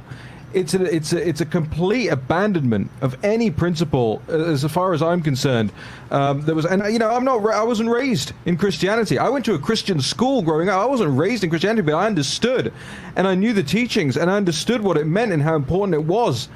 And I watch these guys, and it bothers me. I cannot understand how they get away with doing this. And there's obviously this great clip from Yes Minister, one of the most fantastic British television shows. It says, actually, the Church of England is basically a social club now.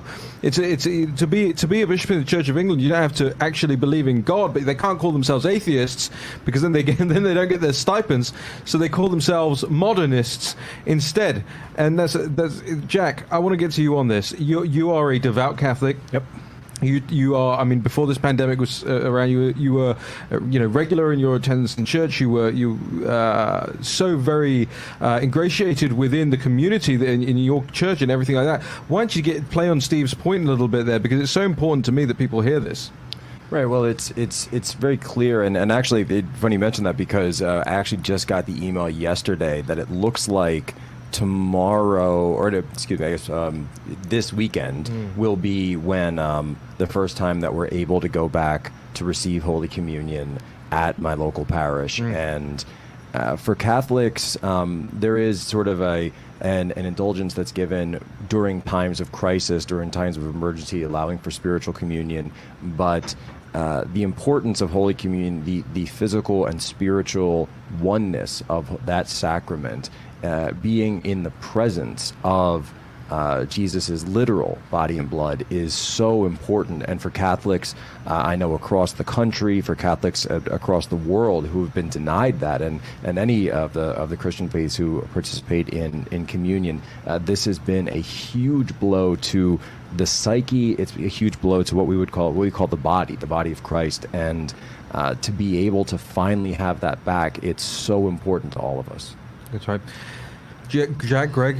Well, no, I was thinking about these churches and watching them decline. I mean, the Episcopal Church, I think, has lost a third of their membership in the last 20 years, maybe a little bit more. Is that by design? Well, I think what has happened with many of these institutions, you see it in academia, you see it in our religious organizations, they have gotten a leadership that rejects the values of their alumni, rejects the value of their values of their followers. So it is the leadership that is turning the followers away from the churches, I believe, by essential social engineering that has lost their focus to preach the gospel.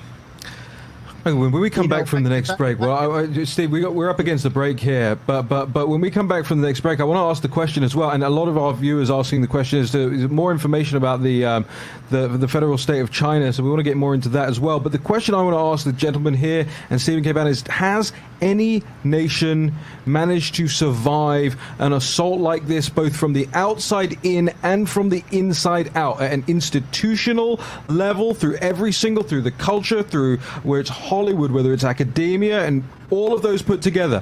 Plus you have the outside attacks from the Chinese Communist Party, every single institution and entity across the world that targets the Western civilization, the United States as the world's superpower. I want to get into all of that in the next segment. Jack Posobiec, Greg Mans, Jack Maxey, Raheem Kassam, and Stephen K. Bannon.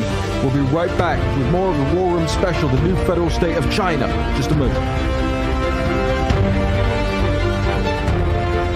Tired of struggling with regular mirrors that don't adjust so you can't get close enough? Need both hands but you don't have a stand? Can't move in the right direction to see your own reflection? You need Flexible Mirror, the bendable, light-up magnification mirror that comes to you.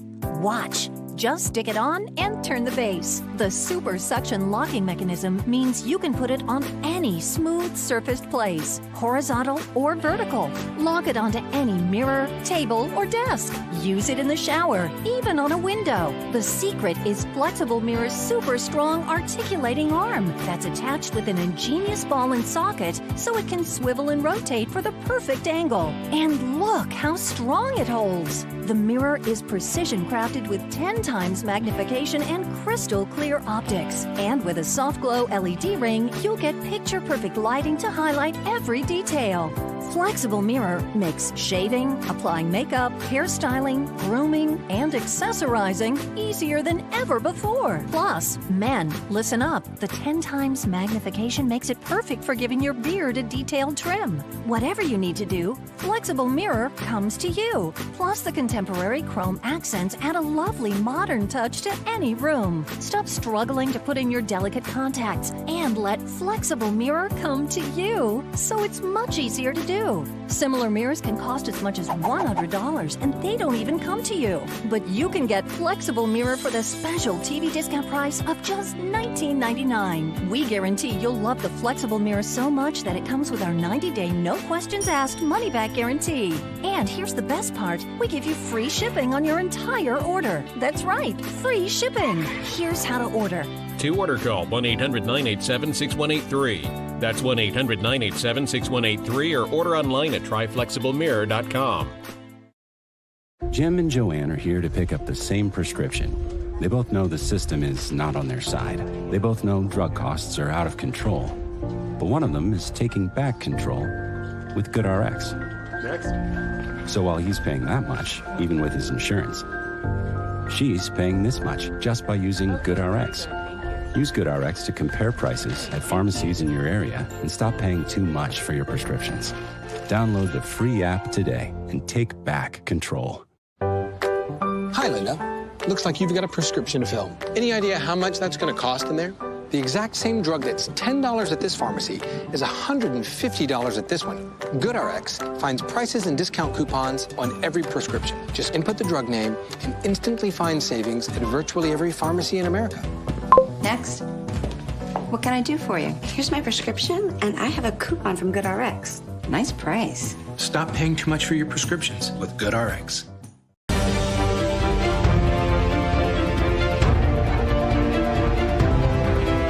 War Room with Stephen K. Bannon. Here's your host, Stephen K. Bannon. Welcome back to the War Room, the new federal state of China, Saturday, June 6th, the year of our Lord 2020. I want to thank all our broadcast partners, producer Dan in studio here with us, Stephen K. Bannon down the line as well. Steve, I'll throw it over to you real quick before we bring on our next guest. Well, you saw where it, we talked about the decline of spiritual values in the West, but in China, this is what people are fighting for. They're fighting for the basic freedoms we have here, and that's why I think it's such an inspirational moment. Posobiec said the other day on our show, talked about the June 4th movement, Tiananmen Square. Tiananmen Square, the massacre at Tiananmen Square, in which the West blinked 30 years ago, is one of the reasons we have this problem. Is never been commemorated in China.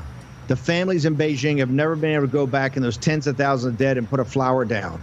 And really today in the United States, the democracy movement has kind of just petered out, and you don't really have much. That's why the new federal state of China picked a Wednesday night, which was 6 o'clock. We were in front of the Statue of Liberty. It was when dawn broke over Tiananmen Square. It was specifically timed. All those planes you've heard about, all the helicopters, miles and out there in the boat, and a global TV audience brought in. I think they had 250 million people one time on live streaming. The couple in Spain came on exactly at the moment that there had been activity in Tiananmen Square. So it's very symbolic, and those symbols are very important to these people that went through the Cultural Revolution, and even the younger people that didn't, but heard from their family how they tried to strip away all memories of history. In Tiananmen Square, Jack, you were absolutely right. You nailed it the other day. They said in Hong Kong, these kids were not going to back down, that they were going to get into that park, and they were going to commemorate Tiananmen Square in the face of that tyranny. So I think we're seeing something. We're going to get up online about the new federal state. We're going to be talking about, obviously, in the days and weeks ahead. But it's caused a shock in Beijing, and here's why. The first time they know it's not just a bunch of rich guys outside of China that have made money. Now they've picked up young people. They've picked up cultural icons. They've picked up a large, there's probably 25 or 30 million members minimum already.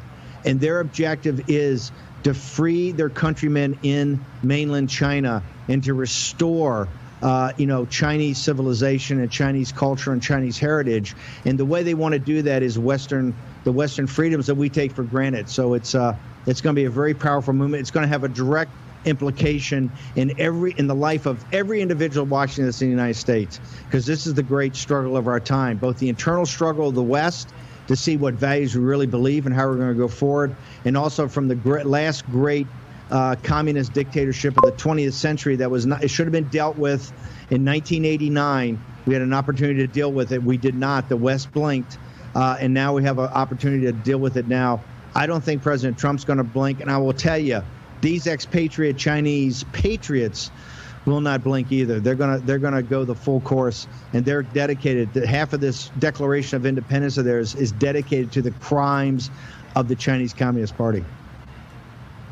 Steve, and one thing that a lot of people, I think, don't look at in context when they talk about the history of Tiananmen Square is that what the people of China did in 1989, it was throughout 1989, it wasn't just June 4th, it was actually for months that they were in that square after the death of Hu Yaobang, sort of a pro-reform leader in the party, was that those symbols that came out of there, the the symbol of the goddess of freedom, the symbol of Tank Man, that picture that went around the world. This was something that became a symbol for groups in Poland, for groups in Hungary, for groups that were under the Soviet yoke in East Germany, the people who were there, the Solidarity Movement of Poland, waiting and fighting for years and years against the Soviets. This gave them hope because they said, if the people of China can do it, then we can do it too. And so actually this presaged, and it was the spark that lit the downfall of the Soviet Union. And so even though it didn't actually take out the CCP, this is actually something that had a massive, massive effect on the tail end of the Soviet Union. And we have to remember that it was the people of China that actually lit that spark. Let me leave with one story about that from the other day, is because all of the new federal state of China wanted to basically, somehow do something in front of the Statue of Liberty to really honor those values of liberty that she speaks for so powerfully. And Jack, to your point, Miles told me that when the Goddess of Liberty, which was built by the Chinese people, young Chinese students, to honor the Statue of Liberty, when that went up in Tiananmen Square, Miles tells me at the time when he saw that go up, he said, the CCP, now they're going to get violent. They'll never allow that to stand for so long, because they understand that's the type of rallying point that can unite all the Chinese people, because it's such a powerful symbol. He said everybody, even when he was a young boy, everybody has seen that symbol. And you're absolutely correct. When the Goddess of Liberty went up, Miles was telling me, hey, he knew that's when the CCP was going to say, no, and they can't tolerate this anymore, because that's the type of symbol that could have united all the Chinese people. That's the type of symbol we have in the United States. And for everybody out there, just to understand how powerful that is, you had a global TV audience, and the one thing that the Federation wanted to do in initiating a government in exile to take down the CCP, they wanted to do it in front of the Statue of Liberty, given the power of that symbol. What's so incredible about the Statue of Liberty, Steve, is that it was actually created to celebrate the liberation of the American slaves after the Civil War, and was kind of hijacked by New York progressives and turned into a symbol of immigration later. But wouldn't it be great? That statue was funded by common individuals. Maybe we should create a GoFundMe page for the future Statue of Liberty that could go in Shanghai Harbor or maybe in Hong Kong Harbor in years forward. Let's I tell you what, let's take down the CCP. Let's help the Chinese free themselves and take down the CCP, and then we'll do a go. Maybe like the people of France help this get built. Maybe the people of America help that get built. It's a great idea. Thank you, guys. I can't wait till Zach comes on, a young Turk, to walk you guys through some more details of the new federal state of China. Well, thank you, Stephen K. Bannon, for joining us to discuss the new federal state of China and a whole lot more. So much important stuff to get through today as well. I want to bring on Zach now. Zach is one of the whistleblowers and one of the important activists behind the new federal state of China and this whole movement. By the way, Jack Maxey, if you were wondering, when they designed the Statue of Liberty, obviously they have a model for it. You could be that model for the one that we put in Hong Kong. How about that? The axe Maxey, right? Exactly. Instead of a flame, I'll be carrying a broadaxe. Just killing some time, making sure we have Zach on the line. Zach, do you have us? Yep, I'm here. Absolutely fantastic. Thank you so much for joining us, Zach. Zach, talk to us now about the new federal state of China, if you can, as much, the audience has been asking about it since they saw the first images come out of the planes flying over New York Harbor, of the Statue of Liberty, and the flag that you see at the beginning of this show and in the breaks. Zach, how did this all come together? And tell us just as much as you can. I understand that you obviously have to retain some level of anonymity for your security and those of others involved in this, but just give us the details as much as you can. Yeah, so the Chinese people are fed up with their government. The CCP has committed countless atrocities over the last 80 years or 70 years or so. They will not stop until their enemies are dead. And so we kind of have to have the same fervor when dealing with them.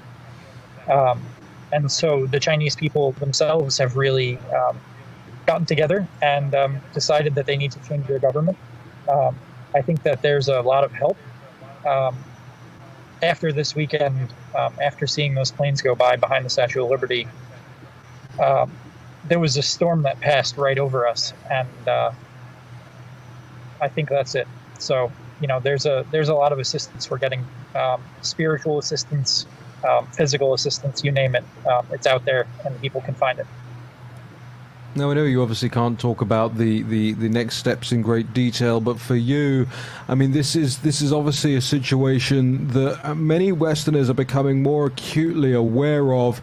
The speed with which so many patriots out there across the Western world are becoming au fait with the Chinese Communist Party, their egregious behavior, not just as far as the Western world is concerned, but also to the citizens of China. I'm stunned every day with the level of expertise that people are picking up and just how focused they are on this.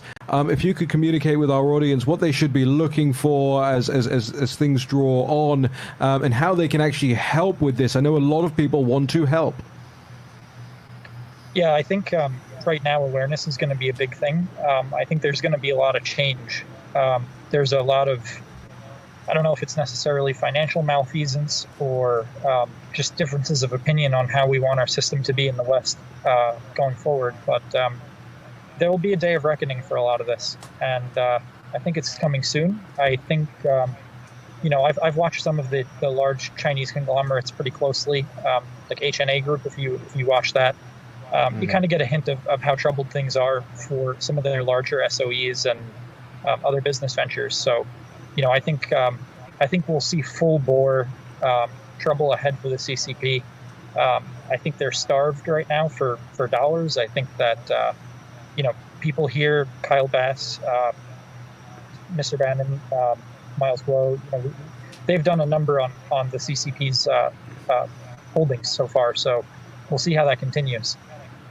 Yeah, Zach, I've actually released a video about a week ago now talking about how they've went from this wolf warrior diplomacy externally towards a new Yihetuan movement internally. Yihetuan is primarily known in the West as the Boxer Rebellion. And what the Boxer Rebellion was the forces of, it was anti-Western, it was anti-foreign, and it was extremely anti-Christian. In fact, many Christians were murdered and missionaries were murdered throughout China. This is the tail end of the Qing dynasty. Why was that so important? It's because Xi Jinping and the Politburo understand the precarious position that they're in right now. That's why they're lashing out towards Hong Kong. That's why they're lashing out towards Taiwan. This is not a sign of strength. This is a sign of their own weakness. They understand that with everything that came of coronavirus, their completely failed N95 mask diplomacy that destroyed their goodwill throughout the world. It destroyed their soft power campaign. Sure, they've got their debt trap diplomacy that's still out there, and many countries are still caught in that trap, but they know that they're trapped now. The soft power is gone, and so what Xi Jinping is doing is to borrow a phrase, he's gone full mask off communist, and he knows that unless he's able to maintain internal power and the CCP's regime is able to maintain their internal legitimacy and power over the country, that is why he's trying to rally the people around the flag, try to be the one, be the man who said, I reunited Hong Kong with the mainland, forget that 50 years that we were supposed to be waiting for. We're going to do it in 23, as Donald Trump likes to say, ahead of schedule. Just final 30 seconds. Zach, this is Jack Maxey. Real quick question. We're watching this move really quickly, but what would you say has changed that would allow something like a top soccer player from China to come and join this movie? What is making these people, these cultural icons, want to be part of it? Well, I'll tell you what, Zach, before you answer that, let's do a quick break here because we need to come back, and I want to give you a prolonged run at that question because it's so important that we get the full details on this as well. I mean, it's an incredible story, to the point with which it's up on the Drudge Report, one of the big stories up there on the Drudge Report. This huge Chinese soccer star attracted to this new federal state of China movement. Perhaps we'll get more from Zach in just a moment. Greg Mans, Jack Posobiec, Jack Maxey, Raheem Kassam, Steve K. Bannon. Back with Zach in just a moment. The hottest new razor is taking the men's grooming world by storm. And if you don't have it, you need it. Micro Touch Solo, the hyper-advanced full-body razor that trims, shapes, edges, and even shaves with micro precision. And it's totally safe to the touch. Go solo for full body control with one tool. No nicks, bumps, or ingrown hairs. Edge beards and goatees with one touch. Clean your neck, barber shop perfect. And check this out. Snap on the guide to tame growth and perfectly shape your full beard. And keep new growth stubble trimmed exactly to your style. And look, the Solo Full Body Groomer trims precisely the length of hair you want. Snap off the guide and remove unwanted hair anywhere in seconds. What makes Solo different than your ordinary razor? Dual-sided German stainless steel blade. Shave up or down at 200 microstrokes per second. The Ultra Flex pivoting head contours perfectly to you for precise results. 3 custom grooming guides for control of exact length and shape. And a built-in LED light so you never miss a spot. Solo is so precise, you need no creams, no soaps, and no water. Ditch the old man clippers and toss the scissors. You've got to go solo. Call 1-800-709-9777 or go online at microtouchsolo.com and get yours now for only $19.99. Complete with German stainless steel blade, pivoting head, built-in spotlight, and 3 custom grooming guides. Everything you see here for just $19.99. The all-new MicroTouch Solo Full Body Groomer. The one tool that does it all. Have you or a loved one taken Zantac or another heartburn medication and developed cancer? You may be entitled to compensation. The FDA just announced that it is requesting manufacturers withdraw from the market all prescription and over-the-counter ranitidine heartburn medications, commonly known by the brand name Zantac. This is the latest step in an ongoing investigation of a contaminant known as NDMA in ranitidine heartburn medications. NDMA is a chemical that the FDA and World Health Organization both classify as cancer-causing. Now, prior to this announcement, CVS and Walgreens pulled Zantac from their shelves, citing the link between Zantac, NDMA, and cancer. If you or a loved one have taken Zantac or another heartburn medication and developed cancer, how do you fight for the compensation you deserve? You choose the right legal team that has the experience, support staff, and resources to seek the most compensation for your injuries. Call for more information and a free case review.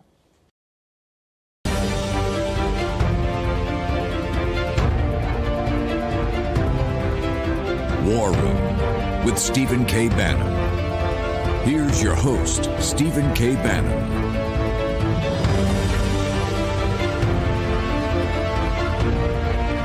Welcome back to the War Room. As you'll know, Stephen K. Bannon is on assignment. I'm sitting here, Raheem Kassam, in his place that I'm sure he will swiftly evict me from when he's back early next week. In the meantime, Jack Maxey, Jack Posobiec, Greg Manns, and we have our whistleblower still with us on the line, Zach. Before that, I just want to thank our sponsor, NetSuite by Oracle.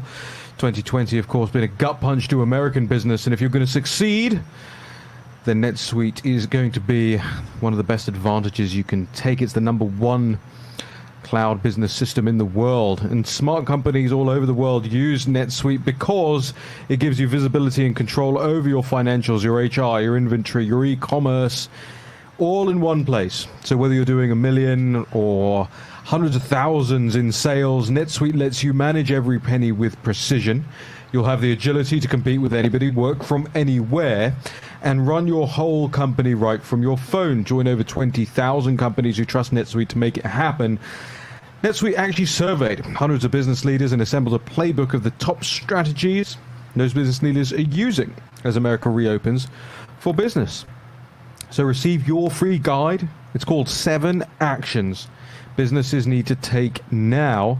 And you can also schedule a free product tour at netsuite.com/Bannon. So get your free guide, schedule your free product tour at netsuite.com/Bannon. Before the break, Jack Maxey asked the stunningly important question, especially because this soccer superstar from China, Hao Haidong, stunned the Chinese Communist Party in recent days by coming out against CCP totalitarianism. Zach, can we put that question back to you? Can you explain that for us? Who this is, how big a deal this is, and most importantly, people will want to know, well, why now, and how is this possible without him being seriously under threat? Yeah, I mean, so I think first that the tide has really gone out for the CCP. The earthquake already happened. Now the water's gone out, and I think the next thing is the earthquake. So I look forward to seeing other celebrities and other influential people come out and say that what the CCP is doing is wrong. For years and decades, the United States and other countries around the world have benefited from the slave labor that their party forces on their people, and I think that more and more celebrities will start to come out, and we'll start to see a trickle and then a tidal wave of support for this movement, because it's on the right side of history here. And, there's a lot of people that I speak to on a daily basis in this movement that are, extremely well-spoken and can put all this stuff down on paper and can speak about it. And it's truly been an honor to produce the show with you guys and with them as well. And Zach, it's so critical.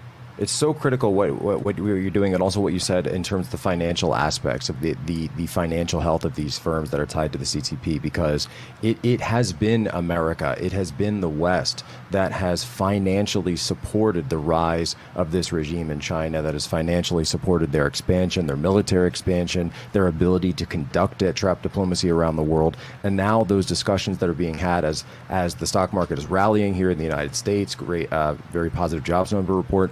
But people are also having those discussions as to whether or not they want to continue that financial support, those financial and economic relationships with China. That's something that's obviously going to be a very key debate point here in the 2020 election in the United States. And there's really two paths.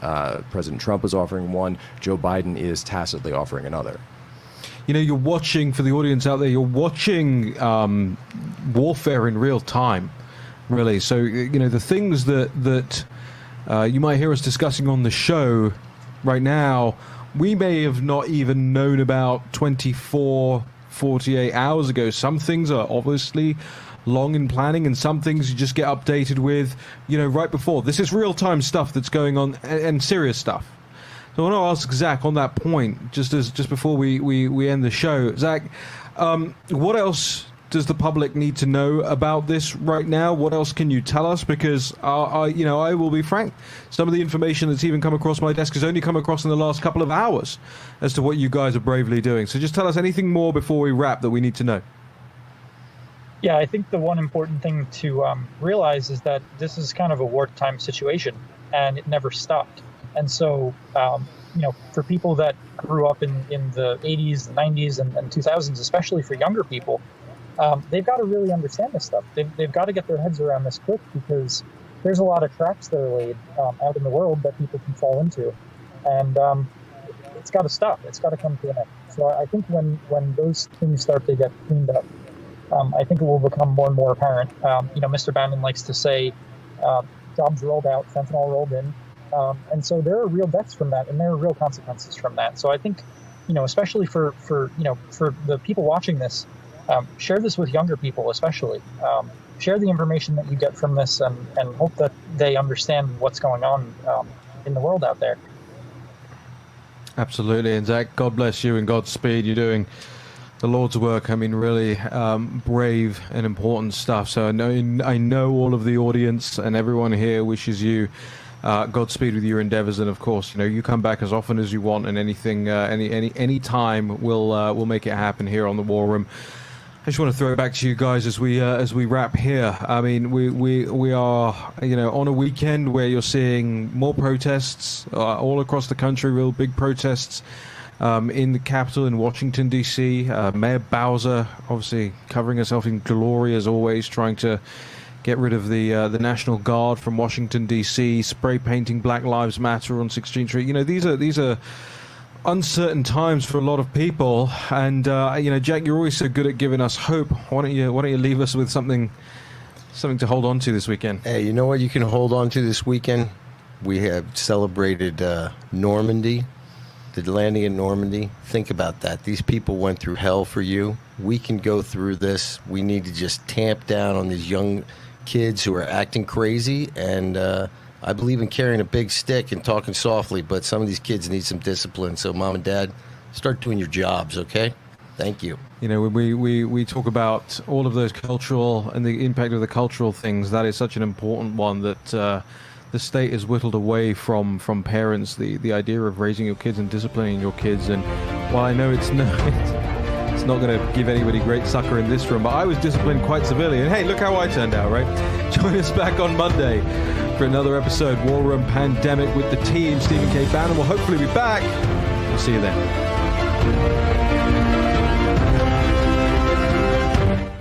Pain, swelling, stiffness. When your hands hurt, you can't function. Until now. Introducing the new Copperfit compression gloves with sure grip technology to give you more power, more control, and more agility than ever. Our most advanced copper